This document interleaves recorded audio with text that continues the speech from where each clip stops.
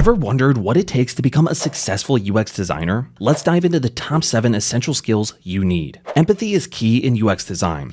Understanding user needs and experiences helps create products that truly resonate with people. Strong research skills are essential. Conducting user research, surveys, and interviews provides valuable insights to inform your design decisions. Wireframing and prototyping skills allow you to visualize ideas and test designs early, ensuring they meet user needs before full development. Interaction design focuses on creating intuitive and engaging interfaces. It's all about how users interact with your product. Visual design skills are crucial for creating aesthetically pleasing and functional designs. Attention to layout, color, and typography makes a big difference. Effective communication ensures your design ideas are understood by team members and stakeholders, leading to better collaboration and outcomes. Problem-solving skills helps you tackle design challenges and find creative solutions that enhance user experience. Ready to start your career in UX design? Learn more about these essential skills and how to develop them. Visit wgu.edu and don't forget to subscribe to our channel for more career tips and insights. Learn more at wgu.edu and subscribe for more.